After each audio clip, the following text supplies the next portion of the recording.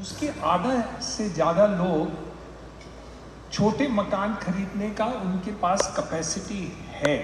सरकार बोल रही है तो उनको मुफ्त देना है, लेकिन in reality they are capable of doing it provided they get at lower rate of interest. They also are not charged the exorbitant land rate which government has put on the land, because anyway they are occupying it. And the third part of it is the fact that money is available to most of the people at a lower rates of interest. एक मैं आपको दाखला बताऊंगा, 6-7 साल पहले की बात है. One industrialist went to State Bank of India and asked for some money for their industry and business. And finally, State Bank of India gave them 500 crores of rupees to this businessman at the rate of 14% interest. The peon of this company also went to State Bank of India and he went to borrow money from the same bank, okay? And he got it at 8.5 or 9% interest. Now look at the irony. Here is a very big industrialist putting a bit of a company going to the same bank for the purposes of doing it. And he is able to get money for 20 years. The industrialist doesn't get for 20 years. He's getting for 6 years and 7 years. He's getting it at lower rates of interest. He's getting a 20-year loan period over there. Plus he's getting income tax rebate.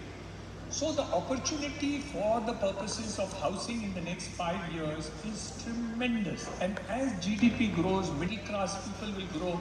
All this is creating a new type of market which is there. And my view is the next 5 years is going to, of course, there's going to be ups and downs. There will be a COVID, there can be a Russia-Ukraine war. There can be so many things which will come in the way of temporarily creating blips. But with the good leadership, we can see a far-sighted position where India is going to grow faster. Great.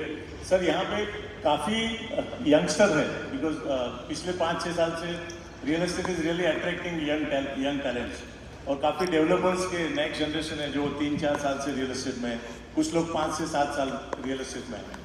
But taking our clue of the theme evolve, if we look back 40 years back, today it is very easy to get funding for construction. It is easy to take a housing loan, as you said. But 40 years back when you started, I mean, nobody, a person like you are coming from a family where your father was a very eminent doctor. And I always think, how dare you enter real estate, sir? Tell us about that. Because everybody knows about that Mr. Niranjan Hiranandani is Pavai. But before that, what happened? What made you bring to real estate? I was a lazy boy. I thought it was very difficult to do medicine. My father and my elder brother were very eminent doctors, and I thought I will not be able to work that hard. So I chose the easy route and I did BCom. I couldn't do arts because I was not good at languages at that time. And so I took up commerce, and then of course my father persuaded me even to do CA. I did that also, and then I started the business. But I started with textiles, and because I had gone and worked in Gwalior, Century Mills during my BCom period, and I thought of setting up a textile factory, which I did. We set up a powerloom unit in Kandivali, Charkop में factory लगाई थी, और 2-3 साल के बाद हम real estate में भी कुछ इन्वेस्टमेंट किए, लेकिन दोनों में हमारा नुकसान हो रहा था. At least it was difficult, and I had some problem, and we decided to sell one. Didn't know which one to sell. Finally, I got a notice from my union, और उन्होंने कहा कि हमें 100% सैलरीज बढ़ाना है.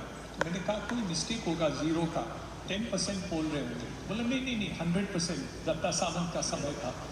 So we really decided to close down textile unit. So I joined into real estate. And so somebody upstairs wanted me to join real estate. That's how it has become. But otherwise, I never imagined that I could be into the world of business, because in my family, there is nobody else before me in business. And I think during you entered in 1972. So during those time, what was the market situation? How was real estate as a whole? There was no market.